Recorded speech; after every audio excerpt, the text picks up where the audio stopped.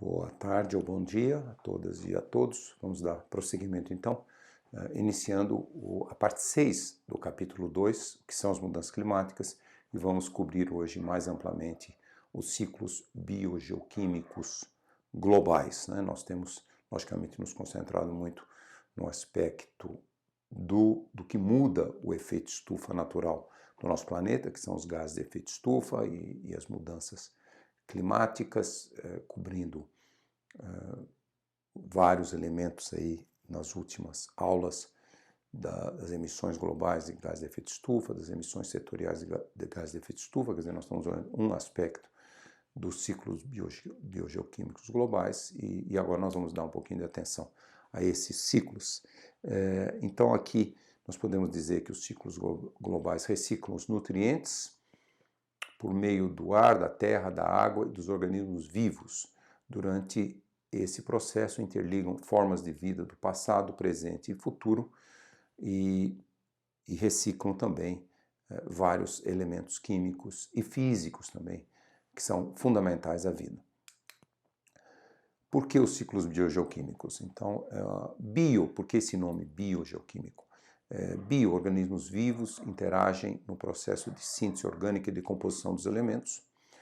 Geo, porque o meio terrestre é a fonte dos elementos, de onde saem para onde voltam. E químicos, porque são ciclos de elementos químicos e reações químicas são muito importantes nesses ciclos. Os tipos de ciclos biogeoquímicos nós podemos chamar, logicamente, o ciclo hidrológico, também entendido como um ciclo biogeofísico, porque ele muito mais do que reações químicas, ele está associado à transformação da substância água nas suas várias formas, líquida, gasosa, vapor d'água e sólida, gelo e neve. Então,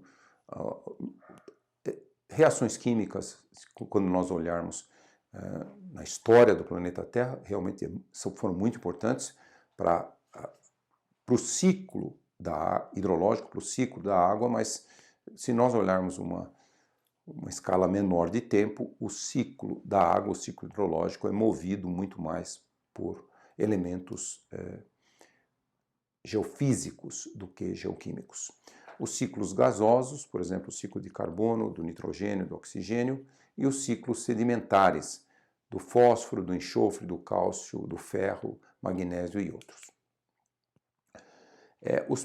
As principais características que nós observamos nos ciclos biogeoquímicos são um depósito ou um reservatório na atmosfera ou na litosfera, e aí a litosfera também nós chamamos toda a parte da superfície para baixo, inclusive a parte viva, a biosfera, inclusão dos seres vivos, plantas, animais e micro-organismos são essenciais para os ciclos biogeoquímicos, alterações químicas e movimento do elemento químico desde o meio físico até os organismos e seu retorno a este meio físico.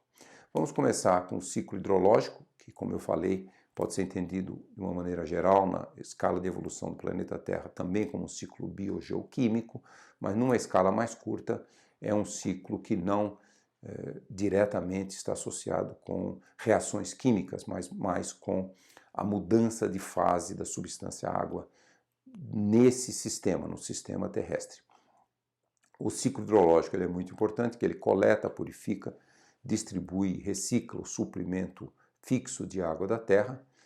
A evaporação e a precipitação atuam como processos naturais de destilação. Na água, por exemplo, pode ter contaminação com poluentes, mas na hora que ela evapora, ela deixa os poluentes na outra fase e o vapor d'água que sobe, ele é vapor d'água puro, sem carregar nenhum poluente, e depois quando condensa nas nuvens e cai como chuva, é uma água pura, praticamente pura.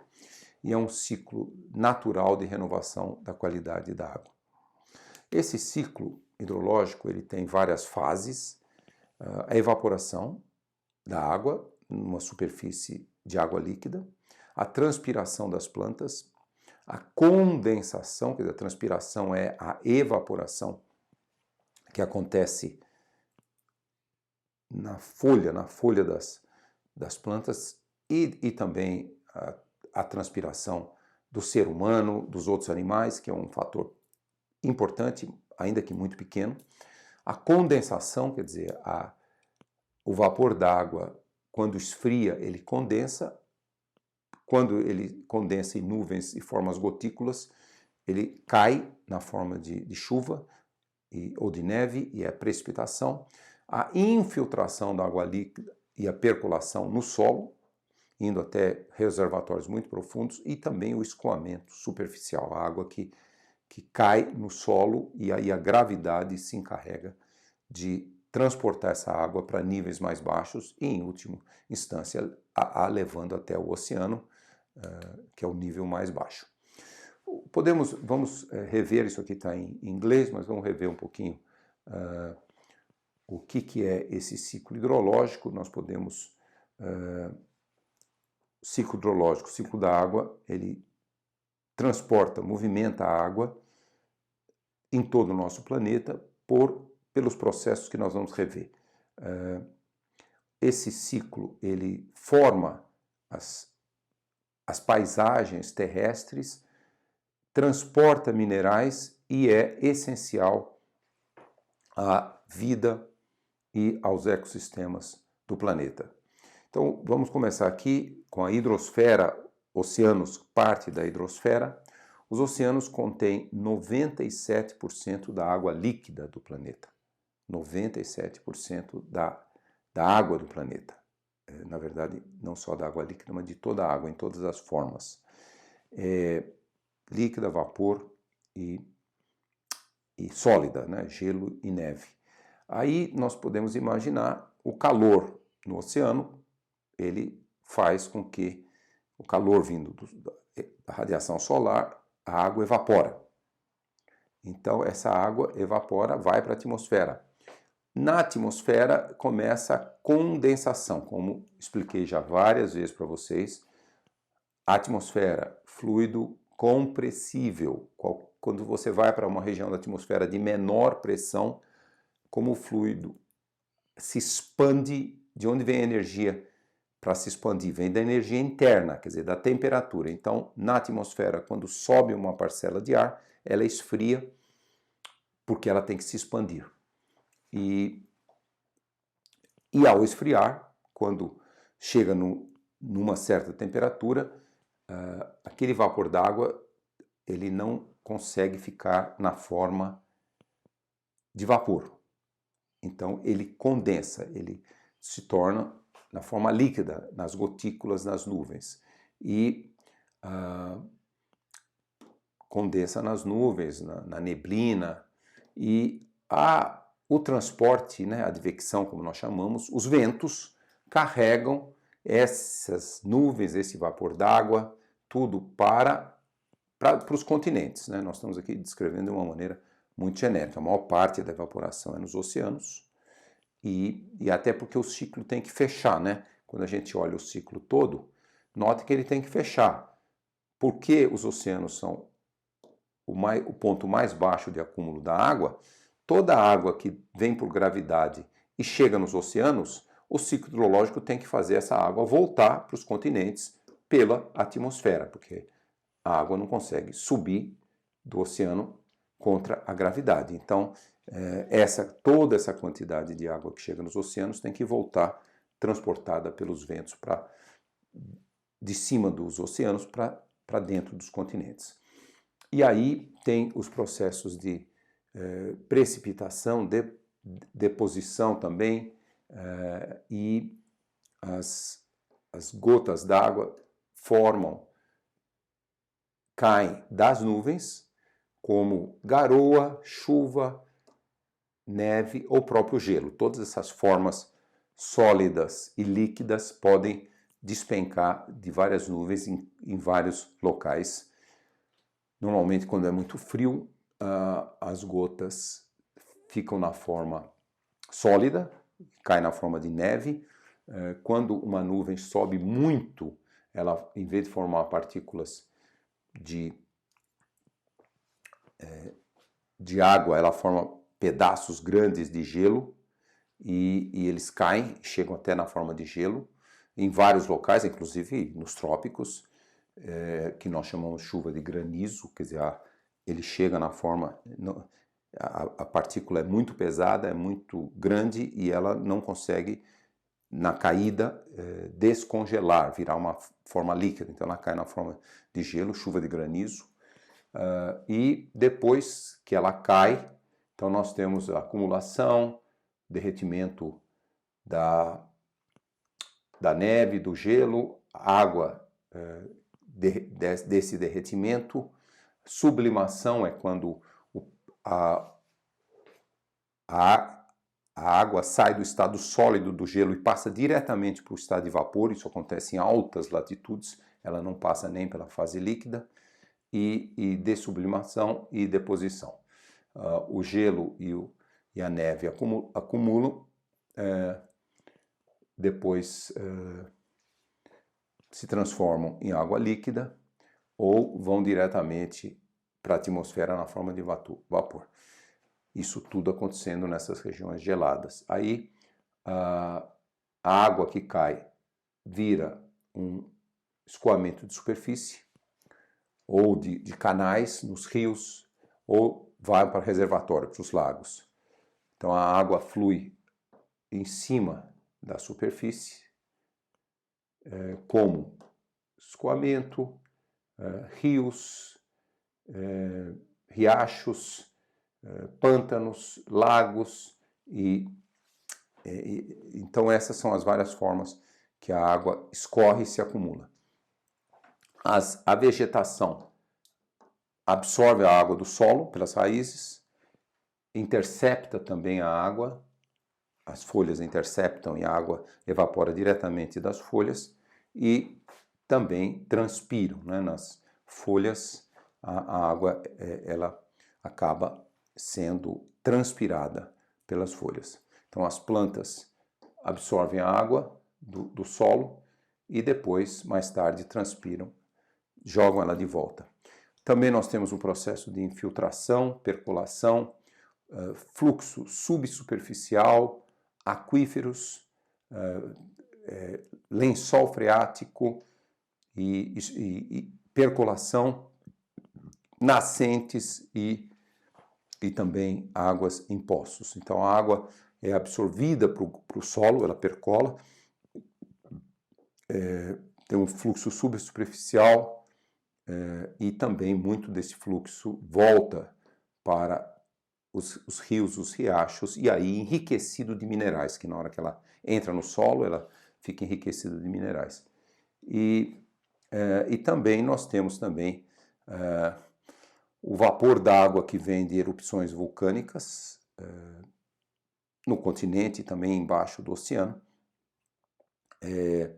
Os geysers, que são fluxos de água que vêm do fundo do magma e também água que vem por um mecanismo de adução, subadução, quer dizer, quando as placas tectônicas se juntam, elas também liberam uma quantidade grande de vapor d'água que está dentro do magma. Esses são os vários elementos do ciclo hidrológico. O ciclo hidrológico ele é bastante alterado pelas atividades humanas, por exemplo, o uso de grande quantidade de água doce, remoção da vegetação, erosão do solo, poluição das águas superficiais e subterrâneas. Então de um modo qualitativo, nós representamos aqui o ciclo hidrológico. Vamos para um ciclo muito importante para este curso, que é, logicamente, o ciclo do carbono, que é um componente básico, né? O carbono dos carboidratos, de várias substâncias essenciais à vida, os lipídios, as proteínas, a molécula do DNA e outros compostos orgânicos, novamente, que são essenciais à vida. Ela se baseia-se muito na molécula do gás carbônico e também nas plantas terrestres, elas removem o gás carbônico da atmosfera e as plantas aquáticas removem o gás carbônico da água. Os principais processos do ciclo do carbono são a fotossíntese, que é um processo em que o gás carbônico da atmosfera ele se transforma em compostos orgânicos dentro das plantas. O processo de respiração, todo ser vivo respira, quer dizer, essa respiração é uma reação química de um composto orgânico do metabolismo do ser vivo com oxigênio, e o produto dessa respiração é energia e oxigênio. O produto dessa reação química é gás carbônico e vapor d'água. O ciclo do carbono também é incorporado nos sedimentos e também é essencial a processos de combustão. Por que o ciclo do carbono é importante? O carbono é a base de construção das moléculas orgânicas. De novo, repito, a vida toda depende de várias substâncias. As principais são carbono, oxigênio, nitrogênio e fósforo, cálcio, magnésio, ferro, mas os principais são carbono em primeiro lugar, oxigênio e hidrogênio em segundo, terceiro lugar e nitrogênio em quarto lugar. Essas 4 moléculas são a base da vida. Praticamente tudo que é vivo é constituído de substâncias orgânicas dessas 4 moléculas. E também estoques de energia. Estoques de energia na forma de açúcares, lipídios, proteínas, que nós todos utilizamos, todos os seres vivos utilizam, e também acúmulo de outras formas de energia, por exemplo, o carvão, o petróleo, o gás natural. Na hora que se queima a combustão, eles liberam energia que pode ser usada para várias coisas, para aquecimento e para geração de energia elétrica, por exemplo, ou para gerar, a partir do aquecimento, um movimento, energia cinética que move todos os veículos. E lógico, o ciclo do carbono é importante porque ele é fundamental para a manutenção das condições de vida no planeta, manter água líquida, gasosa e sólida, como nós já destacamos bastante nas aulas sobre a física do efeito estufa. Portanto, o ciclo de carbono é essencial, assim como o ciclo do vapor d'água também. E nós temos, logicamente, a preocupação. Por que o carbono é importante? Porque nós estamos vendo aqui um gráfico famoso do IPCC e com o que são as forçantes radiativas. Nós já cobrimos bastante isso na aula da física do efeito estufa, em watts por metro quadrado, desses vários compostos que nós estamos alterando na superfície do planeta. E então esses gases de vida longa, principalmente aqui o metano, o óxido nitroso, os CFCs, todos têm vida muito longa, e principalmente o gás carbônico. Então, se a gente pegar só o gás carbônico, ele já está... O gás carbônico extra, né? Nós já temos aqui, isso aqui é um dado já de um pouco antigo, ele precisa ser atualizado. Isso aqui é o IPCC 4 de 2007, quando nós pegamos o IPCC 5, nessa época a concentração estava em cerca de 390 partes por milhão. Nós já estamos em 412, quer dizer, esse número já está chegando perto de 2 watts por metro quadrado. E aqui os outros gases, metano, óxido nitroso, CFCs, na faixa aí 0,48, 0,16, 0,34. O ozônio troposférico é um gás poderoso de efeito estufa, e o gás ozônio estratosférico, ele é um gás que está emitindo radiação térmica para o espaço, ele esfria. E nós temos, logicamente, o efeito grande dos aerossóis. Desculpe, eu estou voltando aqui para um assunto da física, que nós já cobrimos, mas é bom mostrar.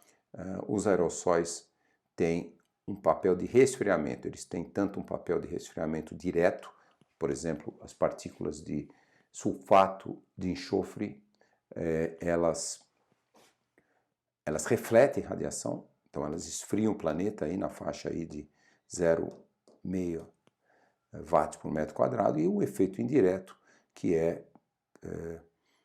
vamos dizer assim, elas geram mais partículas brilhantes, mais gotas de nuvens, um número maior de gotas de nuvens. As nuvens são mais brancas pelo efeito desses aerossóis que nós estamos jogando, então também tem, ainda com bastante incerteza, mas um efeito até muito grande. Então quando a gente... E esse aqui é o valor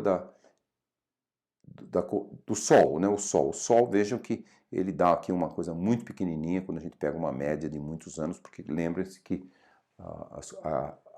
as manchas solares nesse ciclo de 11 anos, tem a hora que está para cima, tem a hora que está para baixo, então realmente quando pega uma média de um período de muitos anos, é um valor muito pequeno. Quando a gente soma tudo, todos esses, olha, aquecimento, esses três principais, né, nós vamos chamar 1,7 com 0,568, 2,3, 2,8, quando a gente diminui aqui 0,7, 0,5, 1,2, resultado. Nós já estamos aqui em 2007, nós estávamos com 1,6 watts por metro quadrado de aquecimento e com uma certa incerteza por causa desse valor aqui, mas certamente hoje nós já estamos com cerca de 2 watts, quase 2 watts por metro quadrado. Só quero destacar então, voltando, isso que funcionou como uma pequena revisão do que nós já vimos, mas mostrando o CO2 é o gás dos que nós alteramos, isso tudo são coisas que nós alteramos, mas ele é o que tem o maior valor de aquecimento. Qual é o ciclo do carbono, né? Então, eu vou dar também um dos exercícios que vocês vão fazer agora, vai ser relacionado com alguns desses ciclos mais complexos, então algumas coisas aqui eu vou passar mais rapidamente, que são complexas, mas assim, de modo geral, nós temos a luz solar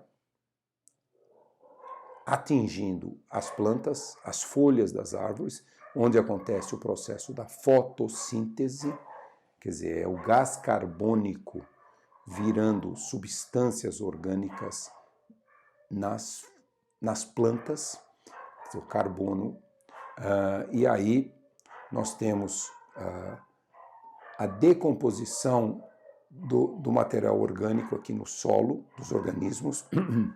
Nós temos o carbono orgânico que vem também para o solo. Nós temos a respiração dos animais voltando o gás carbônico para a atmosfera, quer dizer, o gás carbônico sai da atmosfera na fotossíntese, ele volta pela respiração das plantas, desculpe, faltou um S aqui, respiração das plantas, respiração dos animais, respiração também da zona de raízes. Nós temos, então, a decomposição dos organismos mortos e resíduos orgânicos que vão se acumulando nos fósseis e nos combustíveis fósseis. E nós temos, por fim, a captação dos oceanos. E hoje, com a ação humana, nós temos também uma grande emissão pelos processos industriais, queima de combustíveis fósseis. Então, esse, de modo geral, é o ciclo de carbono. Os efeitos das atividades humanas sobre o ciclo de carbono, remoção da cobertura vegetal, queimadas ou desmatamento,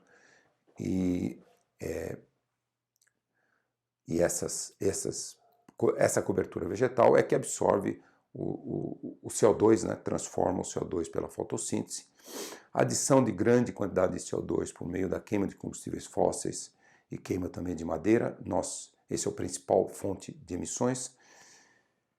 O excesso, de novo, já falamos N vezes, o excesso de dióxido de carbono aumenta a temperatura da Terra pelo aumento do efeito de estufa e também boa parte desse CO2 é absorvido pelos oceanos e ele vai e contribui para a acidificação dos oceanos.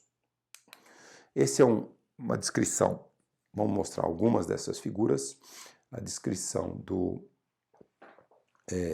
ciclo de carbono, mas deixa eu pular e primeiro mostrar um pouco o papel da fotossíntese, que é muito importante. Essa aqui é a fotossíntese. A fotossíntese, então, ela pega a luz solar,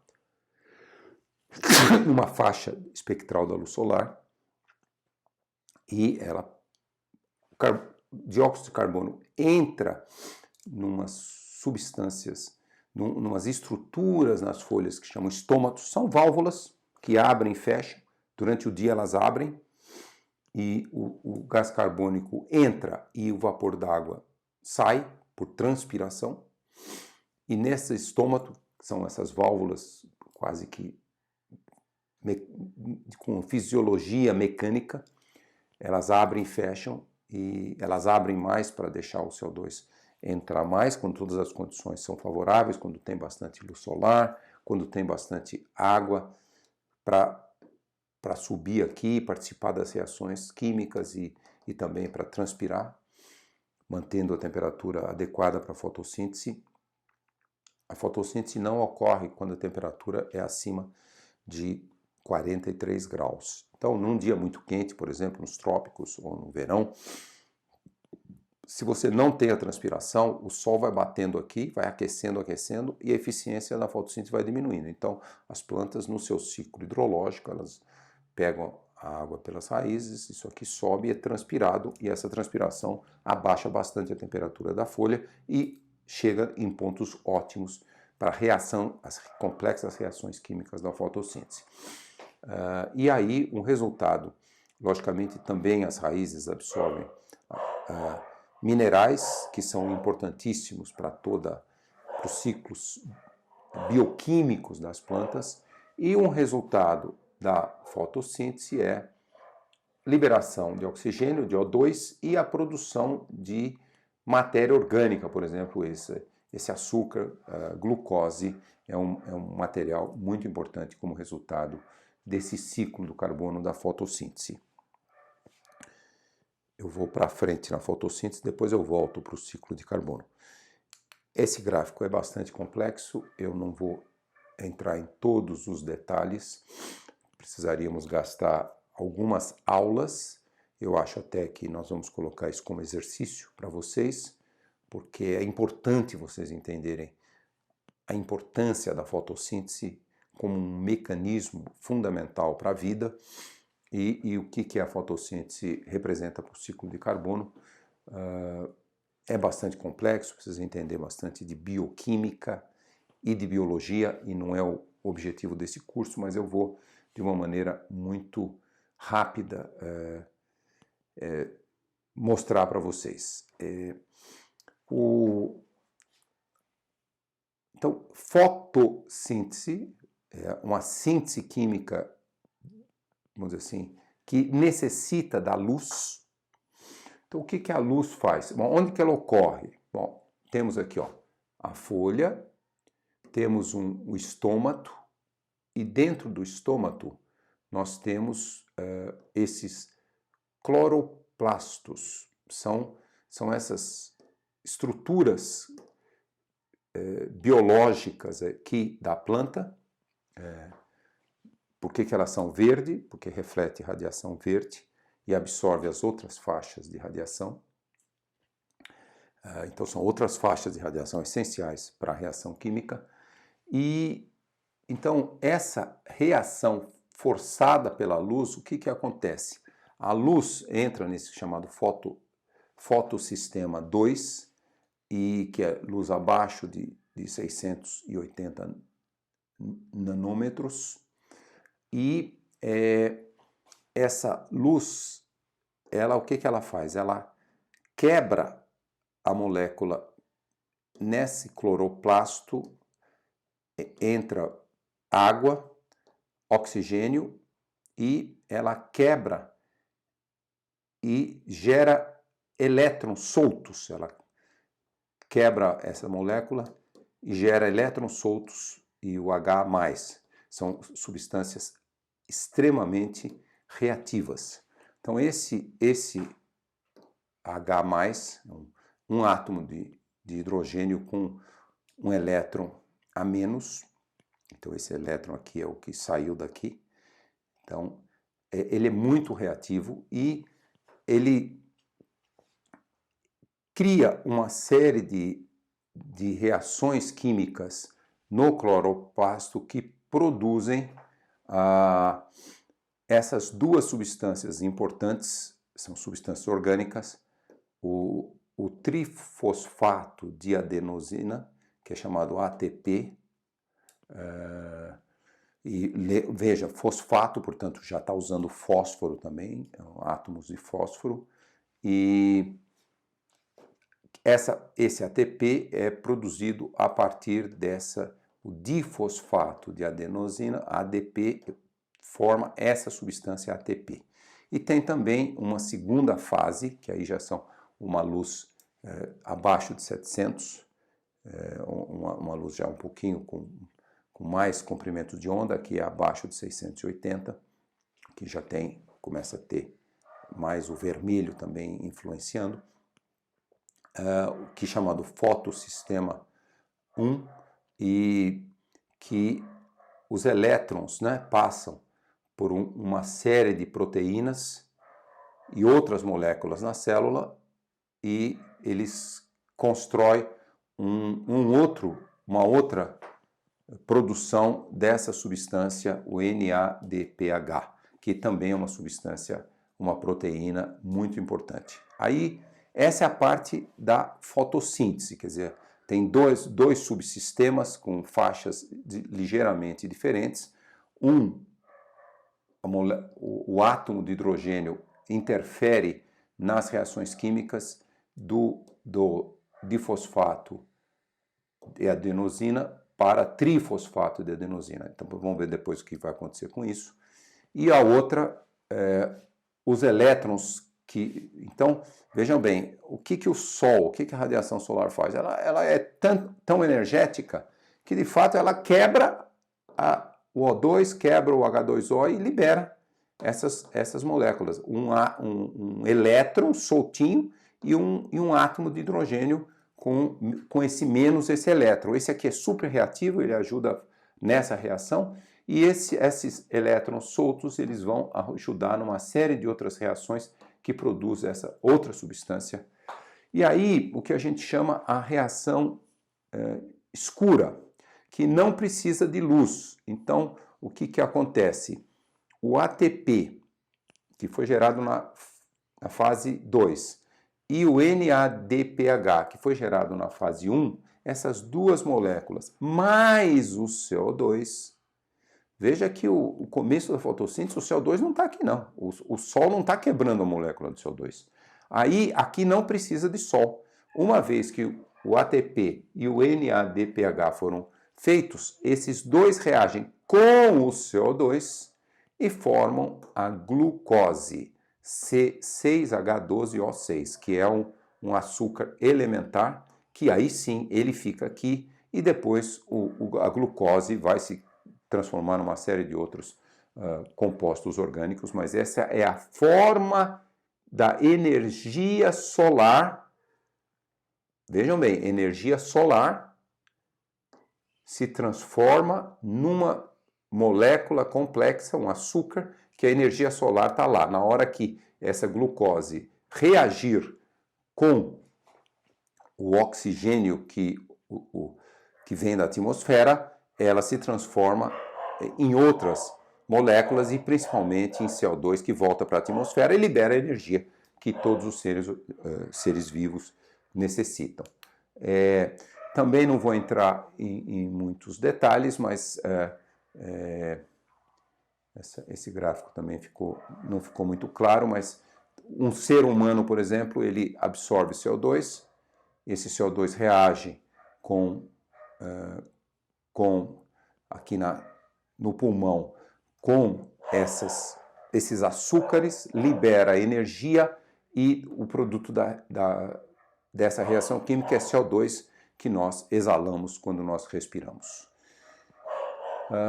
Esse é um gráfico bastante complexo e isso aqui nós vamos dar um pouco como exercício para vocês entenderem um pouquinho mais a fotossíntese. Deixa eu voltar então agora de novo um pouquinho no ciclo do carbono. Eu vou mostrar duas dessas figuras, elas são parecidas. Aí o ciclo do carbono, então, é um ciclo complexo. Vamos começar a olhar o que está em preto, é o que está armazenado em gigatoneladas de carbono. Por favor, presta atenção, aqui é carbono, não é CO2. Então para converter isso para CO2, multiplica por 3,664. Então isso aqui é armazenamento e em roxo são os fluxos. Então, armazenado e o fluxo que leva de um compartimento para outro. Então, quando a gente olha esses números, nós vamos ver o quê? Nós vamos ver tem aproximadamente 750 bilhões, né? Vamos usar sempre esse termo, gigatoneladas de carbono armazenado aqui na forma de CO2. Vamos olhar outros armazenamentos. Os combustíveis fósseis que existem, carvão, petróleo, gás natural, 4.000 gigatoneladas. Olha quanto muito mais do que 750. É essa que é a grande preocupação, porque se nós continuarmos a queimar todo esse estoque, que isso aqui, pelo menos metade disso é recuperável. Minas de carvão, extração de petróleo em poço profundo, extração de gás natural. Então, pelo menos 2.000 gigatoneladas é recuperável. Então, se a gente jogar isso aqui, 2.000 gigatoneladas, e mesmo assumindo que quando a gente joga o CO2 para cá, metade do que a gente joga volta, ainda assim a gente está falando em 1.000 gigatoneladas. A gente mais que dobraria. Isso aqui está associado a uns 400 partes por milhão de concentração. Nós levaríamos isso para 800.000 partes por milhão. Se nós utilizarmos metade dessas reservas que existem, como carvão, petróleo e gás natural. A vegetação, ela armazena 610 gigatoneladas.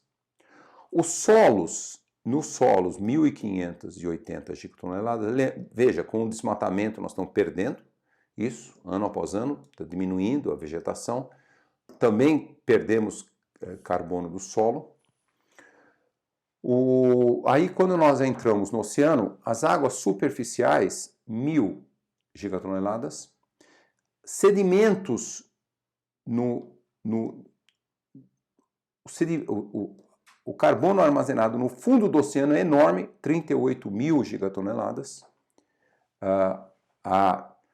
Veja que a biota, a parte viva marinha, é bem pequeno, olha aqui.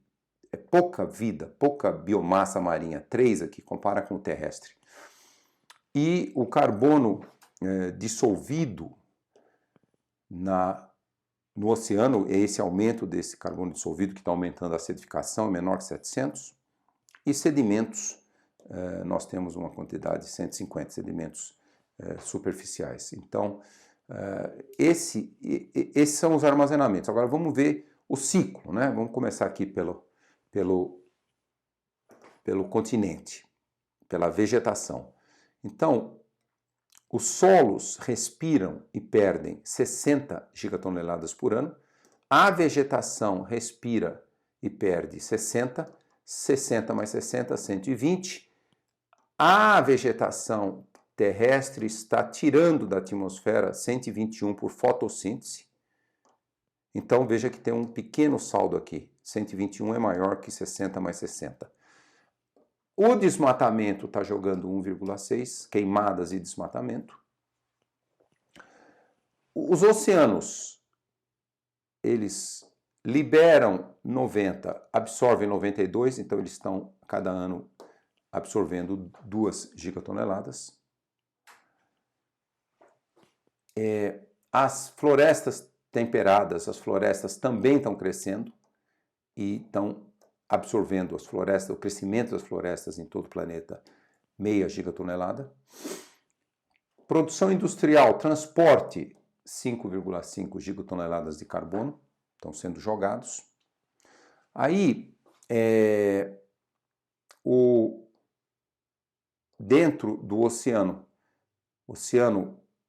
superficial, ele está jogando 50 para o oceano mais profundo, do oceano mais profundo volta 40, do oceano intermediário para o oceano profundo vai 91,6, volta 100 do oceano, que tem um enorme reservatório, uma quantidade pequena desse aqui vai para os sedimentos,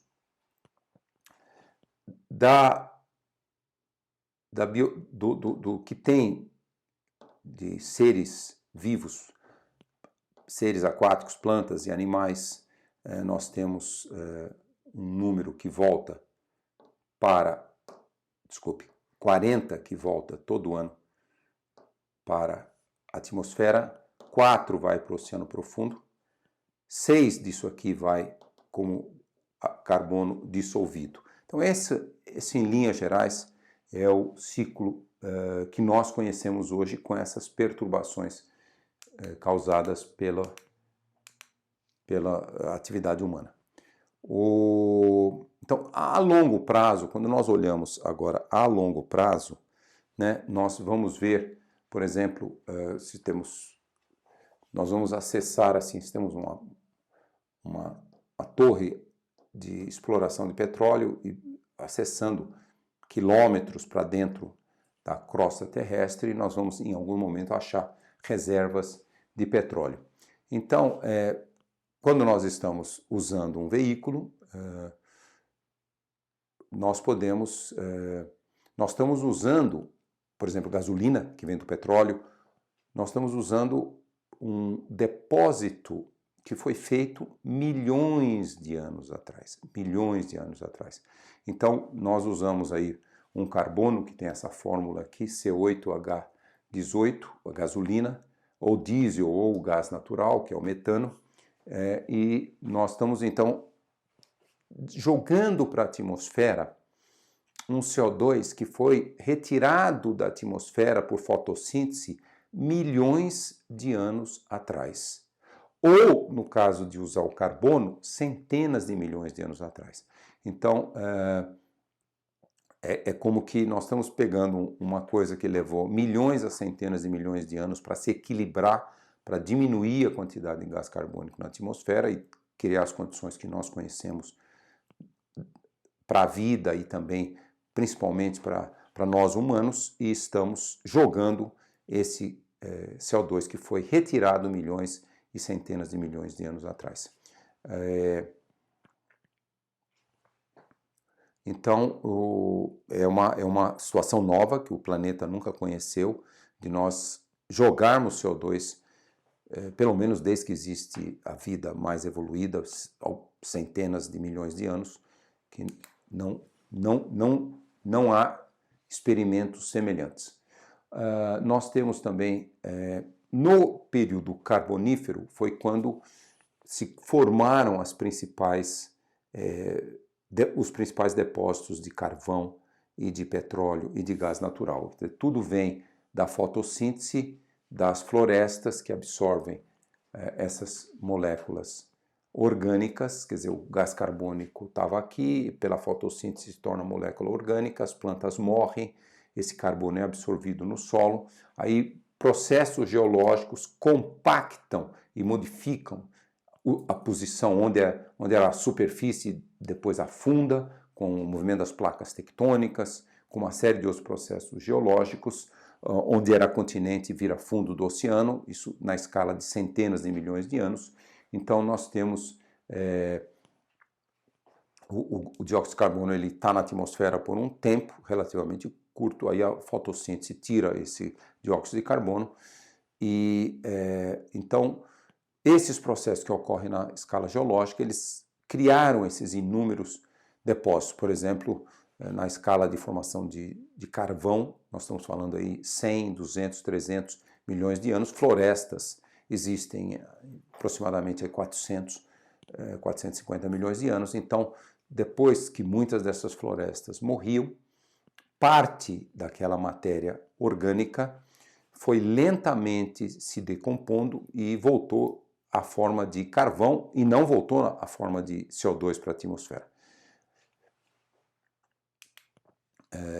Isso aqui eu já mostrei um parecido, vamos só revisar, porque esse aqui é um valor, é um gráfico muito importante, os números não são exatamente os mesmos, os períodos não são idênticos, mas veja que naquele gráfico anterior o que não tinha é a quantidade muito grande de carbono na crosta terrestre, né? Quer dizer, mais profundo até 100 milhões de gigatoneladas. E, de novo, a gente está vendo aqui as emissões de queima de combustíveis fósseis, esse número 7,7 gigatoneladas, 750 na atmosfera, 560 nas plantas, 1.500 nos solos, esse 5 a 10 mil reserva de carvão, petróleo e gás natural, e esse número gigantesco que está abaixo dessas reservas. Os oceanos, na superfície 725, nas águas intermediárias e profundas, quase 38 mil gigatoneladas. E os fluxos, né? Lembra, os oceanos absorvem 92 e liberam 90, então tem 2 de diferença. Os rios trazem 0,8 gigatoneladas, desmatamento e degradação e queimadas 1,1. Os vulcões, uma quantidade bem pequena, os vulcões também geram um pouco de gás carbônico. A fotossíntese 120 e a respiração das plantas e do solo 117. Então, nesse gráfico tem uma diferença de 3 gigatoneladas. Aqui mais 2 de diferença, quer dizer, o oceano está absorvendo 2 a mais do que perde, as florestas estão absorvendo 3 a mais do que perde. E o fluxo das plantas para o solo é de cerca de 59. Então, esse é mais um balanço. E esse é o balanço para comparar o balanço do Global Carbon Project, e é muito interessante comparar 2004 a 13, 2007 a 2016, quer dizer, tem uma diferença aí de 3 anos, e como que esses balanços evoluem em 3 anos, aqui em números muito mais compactados, sumarizados. Então vamos lá. Por exemplo, emissão por queima de combustíveis fósseis e produção de cimento, produção de cimento também gera CO2, quase 9, nesse período, quase 9, aqui 8,9, aqui no outro período 9,4. Portanto, o crescimento na atmosfera, quanto ficou na atmosfera nessa década, 10 anos, foi 4,3 gigatoneladas. Ficaram na atmosfera, é isso que está fazendo o aumento da concentração. Os usos da Terra, perto de 0,9 nesse período, e 1,3, quer dizer, aumentou a emissão, voltou a crescer o desmatamento tropical entre essa década e essa década. O sumidouro terrestre, 2,9, 3, quer dizer, ele permaneceu mais ou menos o mesmo, talvez tenha aumentado um pouquinho. O sumidouro oceânico, 2,6, 2,4. Isso já é um pouco preocupante, que parece que está diminuindo a capacidade do oceano, ainda que esses períodos sejam próximos. Então esse é um resumo do ciclo de carbono. Nós podemos também olhar aqui as perturbações antropogênicas no ciclo de carbono, nesse período 2008-2017, e nós vamos ver agora aqui em unidades, por favor, presta atenção, unidades de gás carbônico, não de carbono, de CO2. Então é aquele gráfico anterior, que as unidades aqui estão todas em unidades de carbono. Tem que multiplicar isso por 3,664. para chegar nessas unidades aqui, que são gás carbônico. Mas então, o que vem da queima de combustíveis fósseis aqui, das reservas de óleo, de carvão e de gás natural, 34. Essa década, 2008 2017, então tendo uma década para frente, solos, vegetação e já perda no permafrost, nós já temos aqui um grande fluxo e a perda por usos da terra são 5 gigatoneladas. A biosfera está absorvendo 12, muito importante aqui. Então aqui já soma essas perdas e a biosfera absorve 12.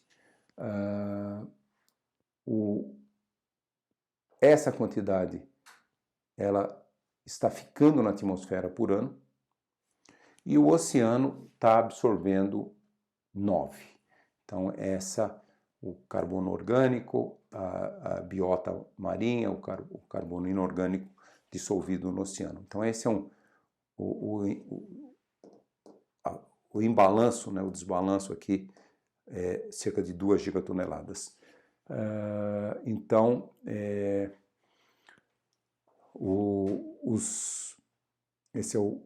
os fluxos nesse período e esse é a ciclagem por ano e esses são os estoques, né? Então, para você ter uma ideia do tamanho dos estoques aqui, olha o que tem, lógico que esse número aqui é 1.000 gigatoneladas, então vocês podem comparar aqui, ó, reservas de gás, reservas de carvão, elas estão aqui, ó, já na faixa de 1.000, e reservas exploráveis e reservas de óleo já bem menos, o óleo já está acabando. Mas olha a enorme quantidade que tem de carbono no permafrost. Na vegetação, menos, mas no permafrost nós temos aí cerca de 2.000 ou mais gigatoneladas e nos solos também. E também uma quantidade grande dos sedimentos superficiais, menos no carbono orgânico e muito no carbono inorgânico dissolvido, uma enorme quantidade, principalmente no oceano profundo, que está relativamente estável.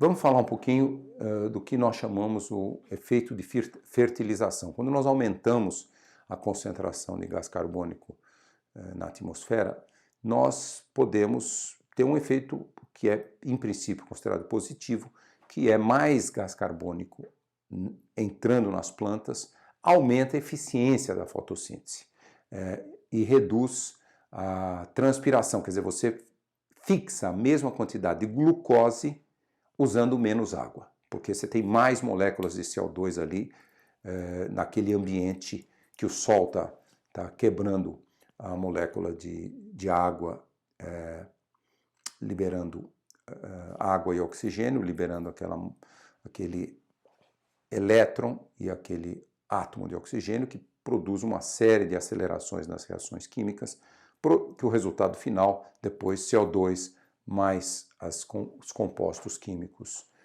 transientes, acaba gerando a glucose, onde está absorvida. Então você produz a mesma quantidade de glucose transpirando menos, porque você tem mais moléculas de CO2 na atmosfera. Então esse é um efeito que é importante se estudar, porque seria um efeito aparentemente positivo. Então tem uma série de experimentos, eles são chamados FACE, F-A-C-E, em inglês é Free Air CO2 Enrichment, que significa um enriquecimento da atmosfera com CO2, com moléculas de CO2, no ar livre, quer dizer, você vai numa região de floresta e você vai aumentando a quantidade de CO2. Então, por exemplo, o CO2 na atmosfera está em 410 partes por milhão. Aí você seleciona um pedaço de floresta e coloca um monte de tubinhos e vai injetando CO2 e aquela floresta passa 1, 2, 3, 5 anos numa atmosfera, por exemplo, de 650 partes por milhão, de 700 partes por milhão. E aí você vê quanto que aquela floresta aumentou a sua taxa de crescimento, né? Quanto que ela aumenta a produtividade líquida, net primary productividade, a produtividade primária líquida, quer dizer, que é a fotossíntese menos a respiração. Se você aumenta muito o CO2 e, por exemplo, a respiração aumentasse muito, esse efeito seria nulo. E inúmeros experimentos que foram feitos mostraram que ela é nessa faixa do aumento da produtividade. Não é mais do que isso quando você dobra o CO2, quer dizer, você vai para um CO2 tipo 750, 800 partes por milhão, não é um 100% de aumento da produtividade, é um aumento moderado. Nós estamos, a comunidade científica brasileira, o Instituto Nacional de Pesquisa da Amazônia, está há muitos anos tentando fazer um experimento desse, fez ao norte de Manaus, começou a fazer o experimento, mas não é muito caro, está no começo desse experimento.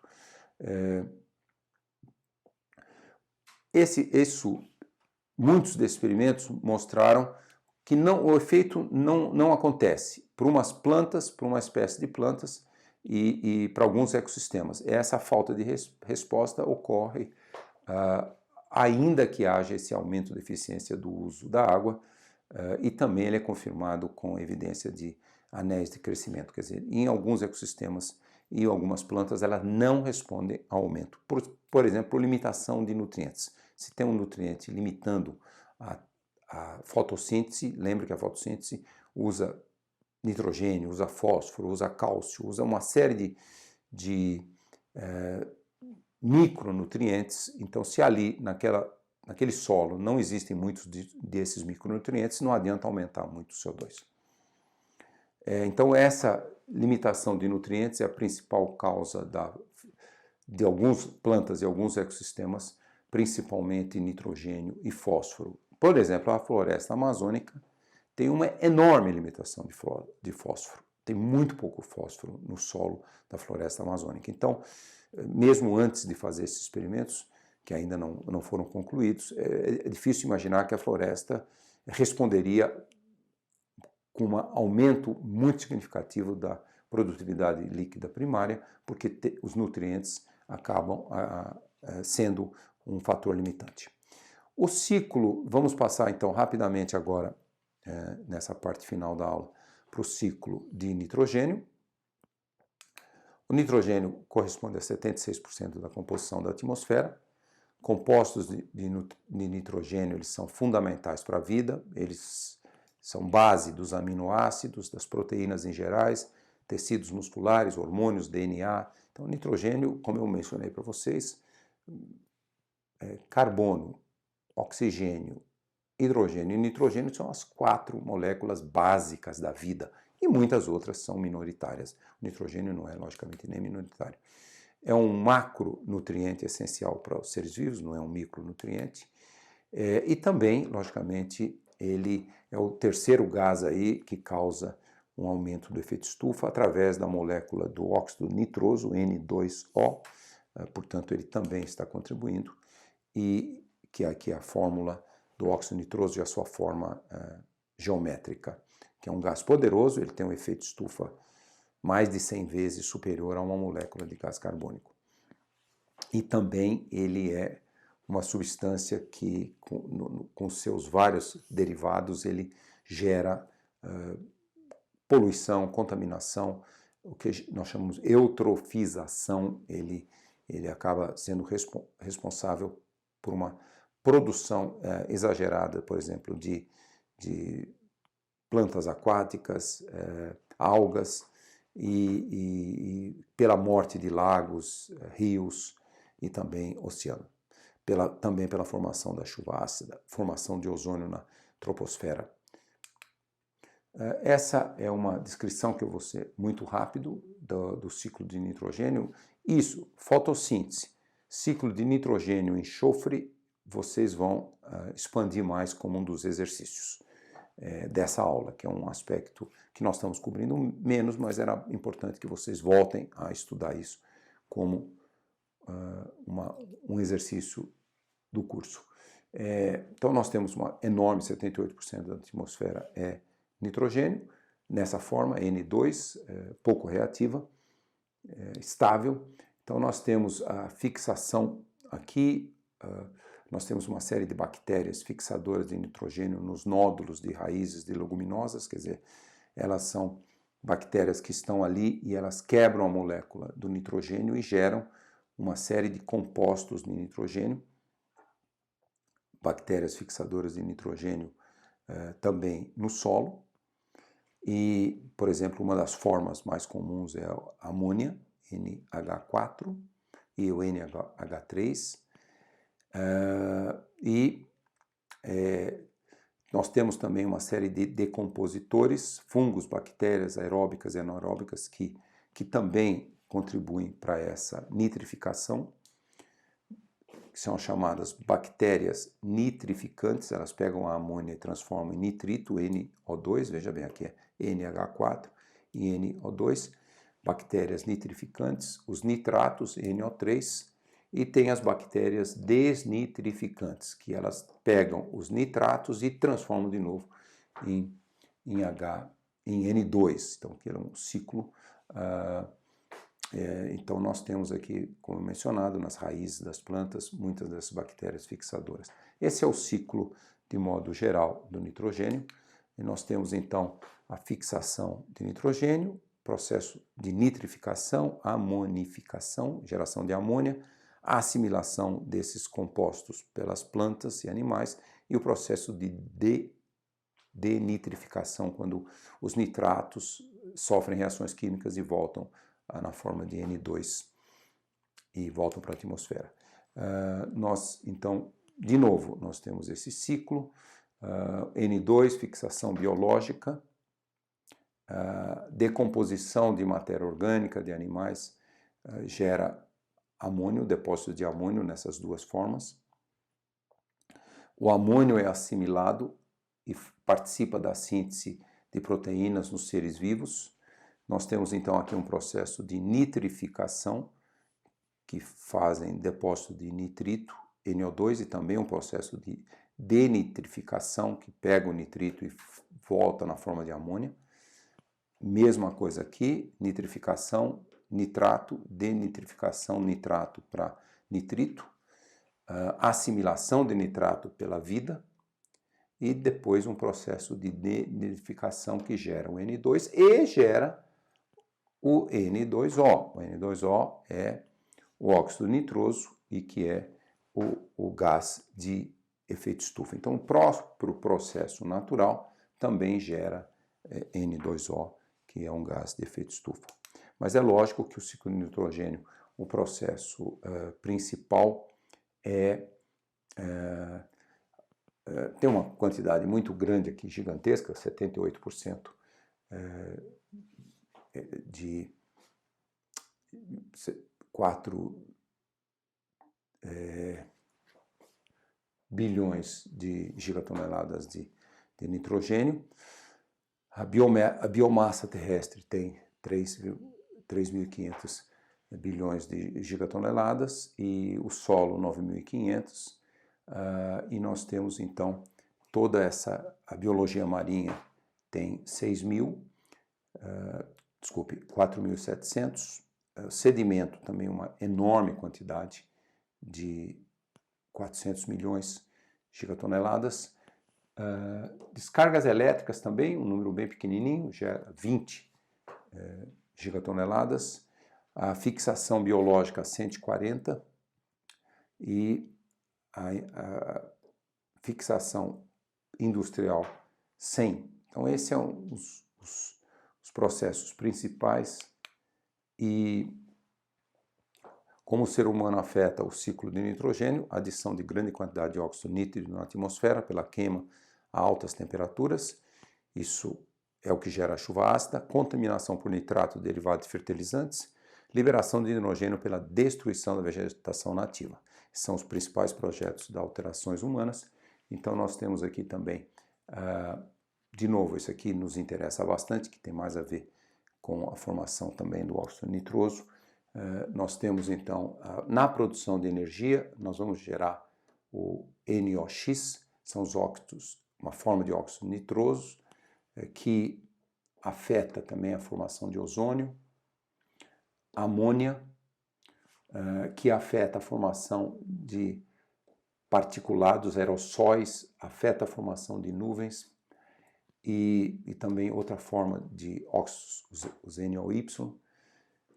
E nós temos então os sistemas agroflorestais, solo, culturas agrícolas, animais, que geram NOx e amônia.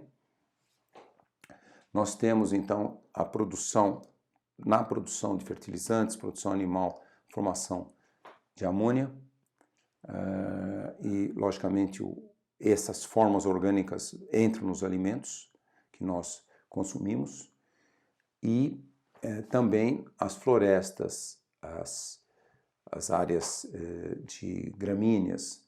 Nós temos também uma troca entre as plantas e o solo, e na forma também aqui de óxido de nitrogênio, nitratos, e por fim,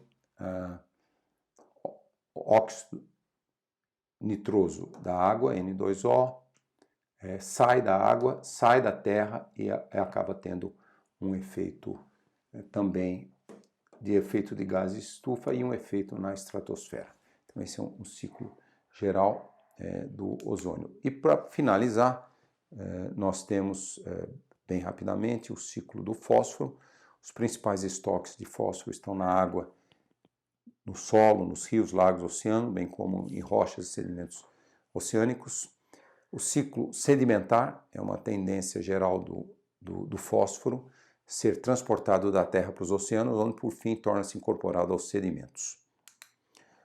Um átomo de fósforo típico liberado da rocha por desagregação química e pode entrar em uma comunidade terrestre e nela ser ciclado por vários anos, décadas ou séculos antes de ser transportado novamente para a água e chegar no fundo do oceano. Então esse, de modo geral, é o ciclo do fósforo. Tem um pouco que vem de erupções vulcânicas que se tornam aerossóis, que depois sai da atmosfera, entra nas cadeias alimentares terrestres.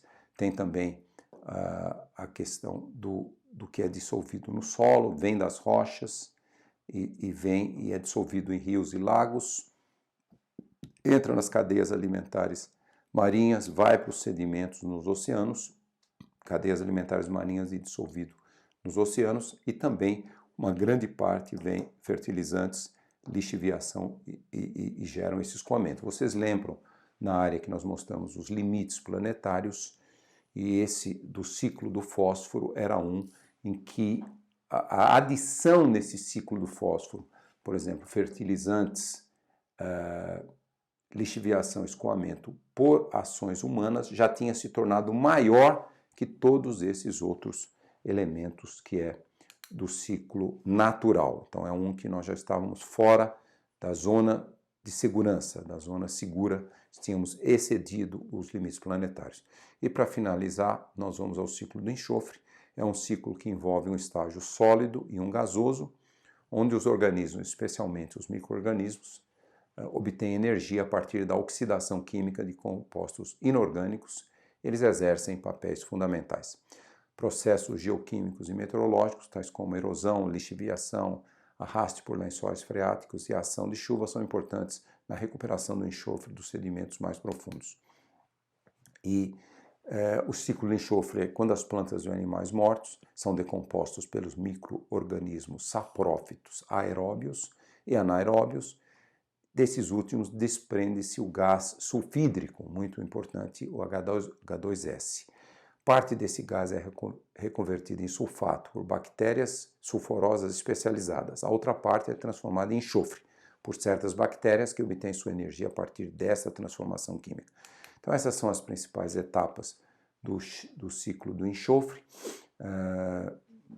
Transformação e o mecanismo, o SO2, o SO4 e o S orgânico, assimilação por plantas, diversas bactérias aeróbicas e anaeróbicas, o S orgânico e o gás sulfídrico, H2S, a maioria das plantas e animais e muitas bactérias, o S orgânico e o SO4, lembra, o SO4 é o ácido sulfúrico, bactérias anaeróbicas, essas duas bactérias anaeróbicas, SO4 e o gás sulfídrico, e bactérias aeróbicas, o gás sulfídrico, o enxofre e também o sulfato. E também o último slide mostra, de certo modo, o ciclo do enxofre. E veja bem, aqui esses são os grandes elementos que nós estamos acrescentando muito enxofre, muito dióxido de enxofre que depois reage e forma os particulados e os aerossóis que estão até esfriando um pouco o planeta, mas causam muita poluição, muitos impactos na saúde. Fundições, queima de carvão em termoelétricas e em refinaria de petróleo. Gera bastante enxofre, por exemplo, um carro a diesel. Diesel tem muito enxofre, ele gera o SO2 e o óxido de enxofre que depois reage na atmosfera. Então esse é a parte mais da extração mineral, né? Em solo, rocha e principalmente nos combustíveis fósseis, através da mineração e extração, e depois vira todo esse ciclo humano, vamos dizer assim, humano em vermelho, e os em azul são os ciclos naturais. Aqui nós temos os reservatórios, nós temos os reservatórios aqui, solo, rocha, combustíveis fósseis, nos sedimentos oceânicos, nas plantas e nos animais. E nós temos então também em vermelho o ácido sulfúrico e o sulfato depositado como chuva ácida. Existe como processo natural, mas aumentamos muito como um processo por alteração humana. E nós temos também esse ciclo natural do enxofre do oceano e bactérias que produzem o dimetilsulfato, que é uma substância muito importante também, que emite e depois participa dos processos químicos na atmosfera. Os animais reciclam, consomem várias formas de enxofre, depois morrem, decompõem, decaem, vai para o fundo do oceano. As plantas também decompõem e por fim, também há a retirada de substâncias do enxofre pelas plantas. Então, com isso nós terminamos esses ciclos biogeoquímicos, esses ciclos menos, vamos dizer assim, relevantes como o gás de efeito estufa. Nós cobrimos de uma forma mais rápida, nos concentramos bastante no ciclo de carbono e com isso nós concluímos o capítulo 2. Então, entraremos em breve no próximo capítulo sobre modelagem climática. Então, até a próxima aula.